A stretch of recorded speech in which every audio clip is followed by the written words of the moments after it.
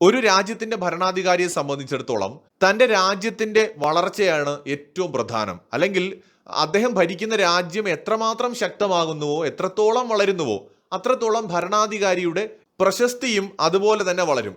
അദ്ദേഹത്തിന്റെ കാലഘട്ടത്തിൽ രാജ്യം കൈവരിച്ച നേട്ടങ്ങൾ എല്ലാ കാലവും ആ ഒരു രാജ്യത്തെ ജനങ്ങൾ ഓർക്കുകയും ചെയ്യും. ഏതൊരു ഭരണാധികാരിയും ആഗ്രഹിക്കുന്നത് തൻ്റെ കാലഘട്ടത്തിൽ തൻ്റെ രാജ്യം ഏറ്റവും മികച്ചതായിട്ട് മാറണം, വരും തലമുറ തന്നെ എന്നും രാജ്യത്തിൻ്റെ വളർച്ചയിൽ നിർണായക പങ്ക് വഹിച്ച വ്യക്തി എന്ന പേരിൽ ഓർക്കണമെന്ന് തന്നെയായിരിക്കും ഏതൊരു ഭരണാധികാരിയും, രാജ്യത്തെ സ്നേഹിക്കുന്ന ഏതൊരു ഭരണാധികാരിയും ആഗ്രഹിക്കുക. തൻ്റെ രാജ്യത്തിൻ്റെ നന്മയ്ക്കും പുരോഗതിക്കും വേണ്ടി ഭരണാധികാരിക്ക് എന്ത് മാർഗവും സ്വീകരിക്കാം, അദ്ദേഹത്തിന് എന്ത് തന്ത്രവും കുതന്ത്രവും പ്രയോഗിക്കാം. അത് തന്നെയാണ് ഇന്ത്യൻ ഭരണാധികാരിയായിട്ടുള്ള പ്രധാനമന്ത്രി നരേന്ദ്രമോദിയും ചെയ്യുന്നത് എന്ന് പലപ്പോഴും തോന്നിയിട്ടുണ്ട്. ഇന്ത്യൻ എക്സ്പ്രസ്സിൽ ഒരു ലേഖനം വന്നിട്ടുണ്ട്.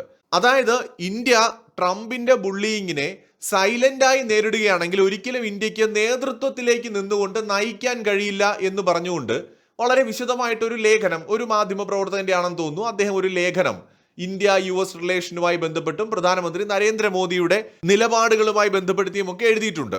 സമാനമായിട്ടുള്ള അഭിപ്രായങ്ങൾ ഒരുപാട് പേര് പങ്കുവയ്ക്കുന്നതായി സോഷ്യൽ മീഡിയയിലും ശ്രദ്ധയിൽപ്പെട്ടിട്ടുണ്ട്. എന്ന് വെച്ചാൽ നരേന്ദ്രമോദി എന്തുകൊണ്ട് സൈലന്റ് ആകുന്നു? മൗനം വിദ്വാന് ഭൂഷണം എന്നൊരു ചൊല്ല് നമ്മുടെ നാട്ടിൽ തന്നെയുണ്ട്. ഈ സൈലൻസ് അല്ലെങ്കിൽ മൗനത്തെക്കുറിച്ച് ഒരുപാട് വാചകങ്ങൾ നമ്മൾ കേട്ടിട്ടുണ്ട്. അതായത് silence is sometimes the best answer എന്നൊക്കെ പറയുന്ന പോലെ നമ്മുടെ ഇന്ത്യൻ ഫിലോസഫിയിൽ തന്നെ ചാണക്യൻ തന്നെ സൈലൻസിനെ കുറിച്ച് ചില കാര്യങ്ങൾ പറയുന്നുണ്ട്. ചാണക്യന്റെ തന്നെ തത്വങ്ങൾ അനുസരിച്ചാണെങ്കിൽ a ruler who speaks less controls more എന്നാണ്. കുറച്ച് സംസാരിക്കുന്ന ഭരണാധികാരി കൂടുതൽ നിയന്ത്രിക്കുന്നു എന്നാണ് അദ്ദേഹം വിശ്വസിച്ചിരുന്നത്. ഒരു ഭരണാധികാരിയുടെ സൈലൻസ് ഇന്റൻഷനെ രഹസ്യമാക്കി വെക്കുന്നു. സൈലൻസ് ഹൈഡ്സ് ഇന്റൻഷൻ എന്നാണ് ചാണക്യൻ വിശ്വസിച്ചിരുന്നത്. അതായത് ഒരു ഭരണാധികാരി സൈലന്റ് ആയിട്ടിരിക്കുകയാണെങ്കിൽ സ്വാഭാവികമായിട്ട് ഓപ്പോസിറ്റ് നിൽക്കുന്ന ആള് അല്ലെങ്കിൽ ഓപ്പോസിറ്റ് നിൽക്കുന്ന ഭരണാധികാരി ആകെ കൺഫ്യൂസ് ആവും. എന്തായിരിക്കും അയാളുടെ പ്ലാൻ, നെക്സ്റ്റ് പ്ലാൻ എന്താണ് എന്നറിയാതെ ആകെ കൺഫ്യൂസ് ആവും. നമ്മൾ ഒരുപാട് സംസാരിക്കുകയാണെങ്കിൽ നമ്മുടെ പ്ലാൻസ് പെട്ടെന്ന് തന്നെ റിവീൽ ആകുമെന്നും ചാണക്യൻ പറയുന്നു.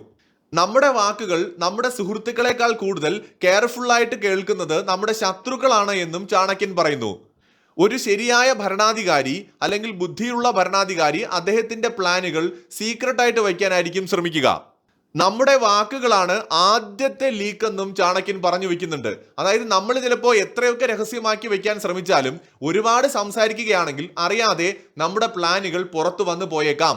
രാജ്യത്തിനകത്ത് നടക്കുന്ന ഒട്ടുമിക്ക വിഷയങ്ങളിലും പ്രതികരിക്കുന്ന നരേന്ദ്രമോദി ഇന്റർനാഷണൽ വിഷയങ്ങൾ വരുന്ന സമയത്ത് അല്ലെങ്കിൽ മറ്റ് രാജ്യങ്ങളുടെ ഇടപെടലുള്ള വിഷയങ്ങൾ വരുന്ന സമയത്ത് വളരെയധികം ശ്രദ്ധയോടെയാണ് പ്രതികരിക്കാറ്.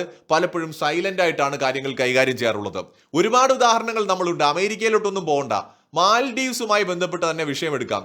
മാൽഡീവ്സ് ഇന്ത്യക്കെതിരെ ശക്തമായി തിരിഞ്ഞൊരു സമയത്ത് നരേന്ദ്രമോദി മൗനമായിട്ടാണ് നിന്നത്. നമ്മുടെ രാജ്യത്തെ മറ്റു പലരും, പല നേതാക്കളും പല വ്യക്തികളും ഒക്കെ മാൽഡീവ്സിനെതിരെ ശക്തമായി പ്രതികരിച്ചപ്പോഴും നരേന്ദ്രമോദി സൈലന്റ് ആയിരുന്നു. പക്ഷെ അവസാനം എന്താണ് സംഭവിച്ചത് എന്ന് നമ്മൾ കണ്ടതാണ് അല്ലേ? മാലിദ്വീപ് പ്രസിഡന്റ് മോദിയുടെ സത്യപ്രതിജ്ഞാ ചടങ്ങിൽ വന്ന് അദ്ദേഹത്തിന്റെ മുന്നിലിരിക്കുന്ന നമ്മൾ കണ്ടു. കാനഡയിൽ ജസ്റ്റിൻ ട്രൂഡോയുമായിട്ട് വലിയ പ്രശ്നം നടന്നു ഇന്ത്യ. ജസ്റ്റിൻ ട്രൂഡോ ദിവസവും India India India India India എന്ന് പറഞ്ഞുകൊണ്ടേയിരുന്നു. നിരവധി ആരോപണങ്ങൾ ഇന്ത്യക്കെതിരെ ഉന്നയിച്ചുകൊണ്ടേയിരുന്നു. മോദി ഒരക്ഷരം മിണ്ടിയിട്ടില്ല. നയതന്ത്ര തലത്തിൽ ചെയ്യേണ്ട കാര്യങ്ങൾ ഇന്ത്യ ചെയ്തുകൊണ്ടേയിരുന്നു. ഒടുവിൽ എന്ത് സംഭവിച്ചു? ട്രൂഡോയ്ക്ക് അധികാരം നഷ്ടപ്പെട്ടു. പുതിയ ഭരണാധികാരി ഇന്ത്യയുമായിട്ട് ബന്ധം മെച്ചപ്പെടുത്തി. കഴിഞ്ഞ ദിവസം വേൾഡ് എക്കണോമിക് ഫോറത്തിൽ സംസാരിക്കവേ കനേഡിയൻ പ്രൈം മിനിസ്റ്റർ പറഞ്ഞത് വലിയ ശക്തിയുള്ള രാജ്യങ്ങൾ ഭയങ്കരമായിട്ട് അവരുടെ ശക്തി ഉപയോഗിച്ചുകൊണ്ട് ചെറിയ എതിരാളികളെ കീഴ്പ്പെടുത്തുകയാണ്. അന്താരാഷ്ട്ര നിയമങ്ങളെ അവർ അംഗീകരിക്കുന്ന പോലുമില്ല. ഈ സമയത്ത് ഇന്ത്യയെ പോലെയുള്ള പവേഴ്സ് ഒന്നിച്ചു നിന്ന് അതിനെ പ്രതിരോധിക്കുന്നതിന് സഹായിക്കേണ്ട സമയമാണ്. ലോകത്തെ അന്താരാഷ്ട്ര നിയമങ്ങൾ നിലനിർത്തേണ്ടത് നമ്മൾ ജനാധിപത്യ രാജ്യങ്ങളുടെ ഉത്തരവാദിത്തമാണെന്നാണ് അദ്ദേഹം പറഞ്ഞത്. മാത്രമല്ല കാനഡ ഉൾപ്പെടെയുള്ള പല രാജ്യങ്ങളും ഈ പറയുന്ന വലിയ ശക്തികളുടെ മെനുവിലുണ്ട്. എന്നാൽ ഇന്ത്യയെ പോലെയുള്ള രാജ്യങ്ങൾ അങ്ങനെ ഒരു ടേബിളിലില്ല. അപ്പൊ അതുകൊണ്ട് തന്നെ ഇങ്ങനെയുള്ള പവേഴ്സിന് ലോകത്ത് ഒരുപാട് കാര്യങ്ങൾ ചെയ്യാൻ കഴിയുമെന്ന് വരെ കനേഡിയൻ പ്രൈം മിനിസ്റ്ററിന് പറയേണ്ടി വന്നു. പൊതുവെ സായിപ്പന്മാർക്ക് ഇന്ത്യയൊക്കെ അംഗീകരിക്കാൻ വലിയ ബുദ്ധിമുട്ടാണ്. നമ്മൾ അത് മനസ്സിലാക്കണം. നിവർത്തികേട് കൊണ്ടാണ് ഇന്ത്യയെ അനുകൂലിച്ച് ഇന്ത്യയുടെ സഹായം ചോദിച്ചുമൊക്കെ അവർക്ക് പ്രതികരിക്കേണ്ടി വരുന്നത് പല സന്ദർഭങ്ങളിലും. അപ്പോ അന്താരാഷ്ട്ര വിഷയങ്ങളിൽ മോദി ഫോക്കസ് ചെയ്യുന്ന അല്ലെങ്കിൽ അദ്ദേഹം ഫോളോ ചെയ്യുന്ന ഒരു സ്ട്രാറ്റജി വളരെ കുറച്ചു മാത്രം സംസാരിക്കുക, കൂടുതൽ പ്രവർത്തിക്കുക എന്നുള്ളതാണ്. എന്നാൽ നമ്മൾ ഇന്റർനാഷണൽ ഇഷ്യൂസ് മാറ്റി നിർത്തി ഇന്റേണൽ പൊളിറ്റിക്സിലേക്ക് വന്നാൽ ഇന്ത്യക്കകത്ത് നരേന്ദ്രമോദി നന്നായി സംസാരിക്കുകയും ചെയ്യും. തരം കിട്ടുമ്പോഴൊക്കെ നെഹ്റുവിനും ഗാന്ധി ഫാമിലിക്ക്, രാഹുൽ ഗാന്ധിക്കും ഒക്കെ ഇട്ട് കൊട്ടാൻ അദ്ദേഹം മടി കാണിക്കില്ല. പക്ഷേ അതിന് പുറത്ത് ഇന്റർനാഷണൽ വിഷയങ്ങൾ വരുന്ന സമയത്ത് അസാമാന്യ ഒരു ഭരണ മികവ് അദ്ദേഹം അവിടെ കാണിക്കുന്നത് കാണാം. എന്ന് വെച്ചാൽ തന്ത്രപരമായിട്ടാണ് അതിനെ ഡീൽ ചെയ്യുന്നത്. ഞാൻ ഒരു എക്സാമ്പിൾ പറയാം. ഇപ്പൊ ചാണക്യം പറഞ്ഞു, ഒരുപാട് സംസാരിക്കുകയാണെങ്കിൽ നമ്മുടെ പ്ലാൻസ് റിവീൽ ആകും എന്ന് അദ്ദേഹം പറയുന്നുണ്ടല്ലോ. ഇതിനൊരു എക്സാമ്പിൾ ഉണ്ട്. ഈ പാകിസ്ഥാൻ ആണവ പരീക്ഷണങ്ങൾ നടത്തുന്ന സമയത്ത് ഇന്ത്യയുടെ രഹസ്യാന്വേഷണ ഏജൻസി നമ്മുടെ റോയ്ക്ക് ഭയങ്കരമായ വേരുകൾ അവിടെയുണ്ട്. പാകിസ്ഥാൻ എവിടെയാണ് ഈ പദ്ധതിയുമായി മുന്നോട്ട് പോകുന്നത്, എങ്ങനെയാണ് പദ്ധതിയുമായി മുന്നോട്ട് പോകുന്നത് എന്ന് സകല കാര്യങ്ങളും ഇന്ത്യക്ക് നന്നായിട്ട് അറിയാമായിരുന്നു. പാകിസ്ഥാന്റെ ആണവ പ്രോഗ്രാമിനെ തടയാനായിട്ടുള്ള തയ്യാറെടുപ്പിലായിരുന്നു ഇന്ത്യ. അങ്ങനെ 1977-79 കാലഘട്ടത്തിൽ ഇന്ത്യയുടെ പ്രൈം മിനിസ്റ്റർ മൊറാർജി ദേശായി ആണ്. അപ്പൊ ഇദ്ദേഹം പാകിസ്ഥാൻ പ്രസിഡന്റുമായിട്ട്, അന്ന് പാകിസ്ഥാൻ പ്രസിഡന്റ് ജനറൽ സിയാ ഉൽ ഹക്കാണ്, അദ്ദേഹവുമായിട്ട് ഒരു സംഭാഷണം നടത്തുന്ന സമയത്ത് പറഞ്ഞു, കഹൂത്തയിലെ പാകിസ്ഥാന്റെ ആണവ പദ്ധതിയെക്കുറിച്ച് ഇന്ത്യക്ക് നന്നായിട്ട് അറിയാം എന്ന് അദ്ദേഹം, അതായത് ഒന്നുകിൽ ഒരു പ്രൗഡ് ഫീലോടെ ആയിരിക്കാം, അല്ലെങ്കിൽ ഒരു വാണിംഗ് എന്ന പോലെ ആയിരിക്കാം, അല്ലെങ്കിൽ നിങ്ങൾ വലിയ ആളൊന്നും ആവണ്ട, നിങ്ങളുടെ പ്രോഗ്രാമിനെ കുറിച്ച്, കഹൂത്തയിൽ നടക്കുന്ന ആണവ പദ്ധതിയെ കുറിച്ചൊക്കെ ഇന്ത്യക്ക് നന്നായിട്ട് അറിയാം എന്ന് ഇദ്ദേഹം ആവേശത്തോടെ അങ്ങ് സംസാരിച്ചു. പിന്നീട് നടന്ന കാര്യങ്ങൾ എന്ന് പറഞ്ഞു കഴിഞ്ഞാൽ ഇന്ത്യയുടെ ചരിത്രത്തിൽ നമുക്കുണ്ടായ വലിയ നഷ്ടങ്ങൾക്കാണ് പിന്നീട് രാജ്യം സാക്ഷ്യം വഹിച്ചത്. ഇന്ത്യൻ പ്രധാനമന്ത്രിയുടെ ഈ വാക്ക് കേട്ട പാകിസ്ഥാൻ പ്രസിഡന്റിന് ഒരു കാര്യം മനസ്സിലായി. ഇന്ത്യയുടെ റോയ്ക്ക് ശക്തമായ നെറ്റ്വർക്ക് പാകിസ്ഥാന്റെ ആണവ പരീക്ഷണവുമായി ബന്ധപ്പെട്ട് അവിടെ ഉണ്ട്. പിന്നീട് അവർ ഇന്ത്യയുടെ ഏജന്റുമാരെ തെരഞ്ഞു പിടിച്ച് തുരത്തുന്നതിലായിരുന്നു ശ്രദ്ധ കൊടുത്തത്. അതായത് ഇന്ത്യയുടെ ഏജന്റുമാര് കഴിഞ്ഞ കുറെ കാലമായിട്ട് ഉണ്ടാക്കിയെടുത്ത നെറ്റ്വർക്കാണ് ഒരൊറ്റ വാചകം കൊണ്ട്, ഒരു പ്രധാനമന്ത്രി ജസ്റ്റ് പറഞ്ഞൊരു വാചകം കൊണ്ട് നഷ്ടമായത്. നമ്മുടെ മുൻ റോയുടെ ചീഫായിരുന്ന RN കാവോ അടക്കമുള്ളവര് ഈ ഒരു സംഭവത്തെ കുറിച്ച് സൂചിപ്പിച്ചിട്ടുണ്ട്. അതായത് 1970-കൾക്ക് ശേഷം റോയ്ക്ക് ശക്തമായ നെറ്റ്വർക്ക് അന്നുണ്ടായിരുന്നു. ഈ ഏതൊക്കെ സയന്റിസ്റ്റുകളാണ് ഈ പ്രോഗ്രാമിലുള്ളത് അവരെ കൃത്യമായിട്ട് ട്രാക്ക് ചെയ്യാൻ പറ്റുന്നുണ്ടായിരുന്നു, മോണിറ്റർ ചെയ്യാൻ പറ്റുന്നുണ്ടായിരുന്നു. യുറേനിയം എൻറിച്ച്മെന്റുമായിട്ട് ബന്ധപ്പെട്ടുള്ള സകല ഡീറ്റെയിൽസും ഇന്ത്യക്ക് അന്ന് കൃത്യമായിട്ട് അറിയാമായിരുന്നു. പക്ഷെ ഈ ഒരു വാചകം ഇന്ത്യയുടെ പ്രൈം മിനിസ്റ്ററിന്റെ അടുത്ത് നിന്ന് ലീക്കായി. അതിൽ നിന്ന് അവർക്ക് മനസ്സിലായി അവരുടെ ആ ഒരു ആണവ കേന്ദ്രവുമായി ബന്ധപ്പെട്ട് ഇന്ത്യക്ക് ശക്തമായ നെറ്റ്വർക്ക് ഉണ്ടെന്ന് മനസ്സിലായി.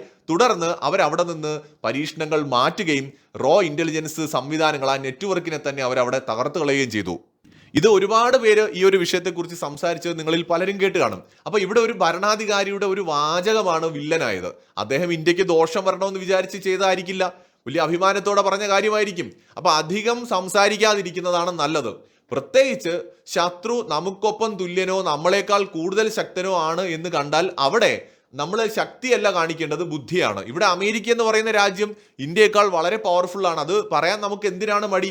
1947 നമുക്ക് സ്വാതന്ത്ര്യം കിട്ടുമ്പോൾ അമേരിക്ക അന്നേ ലോകത്തെ ഒരു സൂപ്പർ പവർ ആയി കഴിഞ്ഞു എന്നതാണ് യാഥാർത്ഥ്യം. അപ്പൊ അതുകൊണ്ട് അതിൽ ഒരു കുറവുമില്ല. അമേരിക്ക നമ്മളെക്കാൾ വളരെ പവർഫുൾ ആണ്. ഈവൻ ബ്രിട്ടീഷുകാർ ഇന്ത്യ വിട്ടു പോകണമെന്നും ഇന്ത്യയെ ഒരു ജനാധിപത്യ രാജ്യമാക്കി മാറ്റണമെന്നും ഒക്കെയുള്ള അഭിപ്രായം ആദ്യകാലങ്ങളിൽ പറഞ്ഞൊരു രാജ്യം പോലുമാണ് അമേരിക്ക. അപ്പൊ ആ അമേരിക്ക ഇന്നും വളരെ പവർഫുൾ ആണ്. അപ്പൊ അമേരിക്കയോട് നേരിട്ട് പോയിട്ട് ഏറ്റുമുട്ടേണ്ട ഒരു കാര്യവും ഇന്ത്യക്കില്ല. എന്ന് മാത്രമല്ല, ഇന്ത്യൻ പ്രധാനമന്ത്രിയുടെ ഒരു ഫോറിൻ പോളിസി ഫോളോ ചെയ്ത രാജ്യം നമ്മളെക്കാൾ പവർഫുൾ ആണോ അല്ലെങ്കിൽ നമ്മളെക്കാൾ ദുർബലമാണോ എന്നുള്ളതല്ല. അദ്ദേഹം ഈ വിഷയങ്ങളെ സൈലന്റ് ആയിട്ടാണ് ഡീൽ ചെയ്യുന്നത്. അത് ബംഗ്ലാദേശിന്റെ കാര്യം എടുത്താൽ നമുക്കറിയാം, അത് ചൈനയുടെ വിഷയം വന്നപ്പോൾ നമുക്കറിയാം, മാൽഡീവ്സിന്റെ കാര്യത്തിൽ നമുക്കറിയാം, നേപ്പാളിന്റെ കാര്യത്തിൽ പോലും മോദി വളരെ സൈലന്റ് ആയിട്ടാണ് ഡീൽ ചെയ്തത്. മണിപ്പൂർ വിഷയത്തിൽ പോലും വളരെ കെയർഫുൾ ആയിട്ടാണ് മോദി ഇടപെട്ടത്. ഇന്നിപ്പോ യൂറോപ്യൻ നേതാക്കൾ പറയുന്നുണ്ടല്ലോ നരേന്ദ്രമോദിയും അല്ലെങ്കിൽ ഇന്ത്യയും ശരിയായിരുന്നു എന്ന്. അമേരിക്കൻ പ്രസിഡന്റ് ട്രംപിന്റെ വട്ടിന്, അയാളുടെ ആവശ്യമില്ലാത്ത വിവരമില്ലായ്മയ്ക്ക് ഒപ്പം നിൽക്കേണ്ട കാര്യമുണ്ടോ ഇന്ത്യക്ക്? അയാൾ ഇന്ന് വന്ന് ഒന്ന് പറയും, നാളെ വന്ന് മറ്റൊന്ന് പറയും, ഇങ്ങനെ മാറ്റി പറഞ്ഞുകൊണ്ടിരിക്കുകയാണ്. നരേന്ദ്രമോദി അയാൾക്ക് മറുപടി കൊടുക്കാതിരിക്കുന്നതാണ് ഏറ്റവും മികച്ച കാര്യം. കാരണം ഒരു വിവരമില്ലാത്ത മനുഷ്യൻ അയാൾക്ക് മറുപടി കൊടുക്കാതിരിക്കുമ്പോൾ ശരിക്കും അവിടെയാണ് അയാൾ നാണം കെട്ടു പോകുന്നത്. പ്രസിഡന്റ് ട്രംപ് ഇങ്ങനെ പറഞ്ഞുകൊണ്ടിരിക്കുകയാണ്, മോദി എന്റെ ഫ്രണ്ടാണ്. ഇന്നലെയും കൂടി പറഞ്ഞു, എന്റെ ഫ്രണ്ടാണ്, നല്ല മനുഷ്യനാണ്, അടിപൊളിയാണ്, സൂപ്പറാണ്. നരേന്ദ്രമോദി മൈൻഡ് ചെയ്യുന്നില്ല. നരേന്ദ്രമോദി ട്രംപിനെ കുറിച്ച് ഒരു അക്ഷരം പറയുന്നില്ല, ട്രംപിന്റെ പേര് പോലും എടുക്കുന്നില്ല. അങ്ങനെ അവഗണിച്ചിട്ടിരിക്കുകയാണ്. ഇതിൽ പരം ഒരു നാണക്കേടുണ്ടോ അമേരിക്കൻ പ്രസിഡന്റിന്? അപ്പൊ ഇവിടെ നരേന്ദ്രമോദിയുടെ സ്ട്രാറ്റജിയാണ് ഏറ്റവും നല്ലത്. ഒരുപാട് സംസാരിക്കുന്നതിലല്ല കാര്യം, നമ്മുടെ രാജ്യത്തിന് എന്താണോ വേണ്ടത് അത് ചെയ്യുന്നതിലാണ് കാര്യം. നമ്മൾ പ്രവൃത്തിയിൽ കോൺസെൻട്രേറ്റ് ചെയ്യുക. സംസാരിക്കുന്നവർ സംസാരിച്ചുകൊണ്ടിരിക്കട്ടെ. അവിടെയാണ് നമ്മുടെ ഒരു നയതന്ത്ര മിടുക്കെന്ന് പറയുന്നത്. സംസാരിക്കാനായിട്ട് ഒരുപാട് പേര് വേറെ ഉണ്ട്. ട്രംപ് എന്തെങ്കിലും പറഞ്ഞാൽ അതിനെക്കുറിച്ച് ജയശങ്കർ മറുപടി പറയും. ജയശങ്കറിന്റെ അടുത്ത് ചോദിച്ചാൽ വേറെ ഒരുപാട് മന്ത്രിമാരുണ്ട്, ഉദ്യോഗസ്ഥരുണ്ട്, അല്ലെങ്കിൽ നമുക്ക് ഫോറിൻ സ്പോക്ക് പേഴ്സൺസ് ഒരുപാട് പേരുണ്ട്. അങ്ങനെ ഒത്തിരി ആൾക്കാർ വേറെയുണ്ട്. അവർ മറുപടി പറയുന്നുണ്ട്. അവർ പോലും ഇപ്പോൾ ട്രംപിനെ ഗൗനിക്കുന്നില്ല, അവഗണിച്ചിട്ടിരിക്കുകയാണ്. അവിടെയാണ് നമ്മൾ മനസ്സിലാക്കേണ്ടത്. അമേരിക്കയ്ക്കെതിരായിട്ട് നിന്നില്ല എന്നതുകൊണ്ട് ഇന്ത്യ എവിടെയും ചെറുതായി പോകുന്നില്ല. അമേരിക്കയ്ക്കെതിരെ ആരാണ് നിൽക്കുന്നത്? ഇതാ റഷ്യ നിൽക്കുന്നുണ്ടോ? റഷ്യ പോലും ട്രംപിനെയോ അമേരിക്കയോ കാര്യമായിട്ടൊന്നും പറയുന്നില്ല. ചൈന പോലും അവിടെ ഇവിടെയും തൊടാതെയൊക്കെ എന്തെങ്കിലും പറയുന്നേ ഉള്ളൂ. കാരണം എല്ലാവർക്കും അവരവരുടെ നിലനിൽപ്പും ബിസിനസ്സുമാണ് പ്രധാനം. കാര്യം എന്തൊക്കെ പറഞ്ഞാലും 30 കോടി ജനങ്ങളുള്ള അമേരിക്കയിൽ വലിയൊരു വിഭാഗവും സമ്പന്നരാണ്. നമുക്കൊരു ബിസിനസ് മൈൻഡോട് കൂടി ചിന്തിച്ചാൽ പൊട്ടൻഷ്യൽ കസ്റ്റമേഴ്സ് ആണെല്ലാം. അവരെന്തിനു നമ്മൾ പിണക്കണം? ട്രംപിനെ പോലെ ഒരു വിഡ്ഢിയുടെ വാക്കുകൾ കേട്ടുകൊണ്ട് അതിനെതിരെ പ്രതികരിച്ചുകൊണ്ട് ആ ജനങ്ങളെ എന്തിനു പിണക്കണം? ഇന്നല്ലെങ്കിൽ നാളെ അവരുമായിട്ട് കച്ചവടം ചെയ്ത് 10 പൈസ ഉണ്ടാക്കാൻ പറ്റുമെന്നാണ് ചൈന ചിന്തിക്കുന്നത്. അത് തന്നെയാണ് മോദിയുടെയും ഇന്ത്യയുടെയും ഒക്കെ മൈൻഡ്. കാരണം അവരുടെ കയ്യിൽ പൈസയുണ്ട്, വിവരവും ബുദ്ധി ഇപ്പൊ ഇല്ല, നഷ്ടപ്പെട്ടുകൊണ്ടിരിക്കുകയാണ്. അപ്പൊ അങ്ങനെയുള്ള വിഡ്ഢികളുടെ പുറകെ പോകുന്നതിനേക്കാൾ നല്ലത് മൗനം വിദ്വാന് ഭൂഷണം എന്ന ആ ഒരു തത്വത്തിൽ വിശ്വസിച്ചുകൊണ്ട് രാജ്യത്തെ മുന്നോട്ട് നയിക്കുക എന്നതാണ്. അല്ലെങ്കിൽ പിന്നെ പറയൂ, മാൽഡീവ് പ്രസിഡന്റിനെതിരെ പോലും മോദി ഒരു വാക്ക് പറഞ്ഞിട്ടില്ല. മാൽഡീവ്സിനെ പേടിച്ചിട്ടാണോ? എങ്ങനെയാണെങ്കിൽ അങ്ങനെയും പറഞ്ഞു. മാൽഡീവ്സിനെ വരെ ഇന്ത്യക്ക് പേടിയാണ്, മോദിക്ക് പേടിയാണ്. കാരണം നമ്മളെ വലിച്ച് മൂക്കി കയറ്റുമല്ലോ. അപ്പോ മാൽഡീവ്സിന്റെ പ്രസിഡന്റിനെതിരെ പോലും ഇന്ത്യയെക്കാൾ വളരെ വളരെ ദുർബലമായിട്ടുള്ള മാൽഡീവ്സിനെതിരെ ഇന്ത്യ ഒന്നും പറഞ്ഞിട്ടില്ല. ഗാൽവാൻ വാലിയിൽ ഈ ചൈനീസ് പട്ടാളത്തെ ഇന്ത്യൻ സൈന്യം തലങ്ങും വിലങ്ങും എടുത്തിട്ട് കൊട്ടുമ്പോൾ അരുണാചൽ പ്രദേശിൽ അടിച്ച് ഓടിക്കുമ്പോൾ നരേന്ദ്രമോദി ഒന്നും മിണ്ടിയിട്ടില്ല. ചൈനീസ് പ്രസിഡന്റിനെതിരെ ഒരു അക്ഷരം വേണ്ടിയിട്ടില്ല. കാരണം ഒരു പക്ഷേ നാളെ കാണേണ്ടവരും കൂടിയാണ്. അതുപോലെ തന്നെയാണ് അമേരിക്കയുടെ കാര്യത്തിലും. ട്രംപിനെ ചിലപ്പോൾ നാളെ മോദി കണ്ടേക്കാം, പക്ഷേ നിലവിൽ നരേന്ദ്രമോദി ഒരു അക്ഷരം പറഞ്ഞിട്ടില്ല. അതും നരേന്ദ്രമോദി എന്ന് പറയുന്ന ഭരണാധികാരിയുടെ ഭരണ മികവും തന്ത്രവുമാണ്. ഭരണം എന്ന് പറയുന്നത് മറ്റേ കിം ജോങ് ഉന്നിനെ പോലെ അമേരിക്കയെ വെല്ലുവിളിച്ച് ഉപരോധങ്ങളും വാങ്ങിച്ച് പട്ടിണിയെടുത്ത് പണ്ടാരടങ്ങുന്നതല്ല ഭരണം. അല്ലെങ്കിൽ ഇറാനെ പോലെ അമേരിക്കയെ വെല്ലുവിളിച്ച് പണ്ടാരാവുന്നതല്ല ഭരണം. അല്ലെങ്കിൽ പാകിസ്ഥാനെ പോലെ ചൈനയ്ക്കും അമേരിക്കയ്ക്കും പാദസേവ ചെയ്തുകൊണ്ട് ദരിദ്രമായി കിടക്കുന്നതുമല്ല. നമ്മുടെ രാജ്യം വളരുന്നുണ്ടോ? നമ്മുടെ രാജ്യത്തെ ലോകം മനസ്സിലാക്കുന്നുണ്ടോ? ഇപ്പോൾ ഇന്ത്യയുടെ സാധ്യതകൾ മനസ്സിലാക്കി യൂറോപ്പ് ഇങ്ങോട്ടാണ് വരുന്നത്. അവിടെയാണ് മനസ്സിലാക്കേണ്ടത്. നമ്മുടെ രാജ്യം ശക്തമായി തന്നെയാണ് മുന്നോട്ട് പോകുന്നത്. മറ്റൊരു വീഡിയോയുമായി വീണ്ടും വരാം.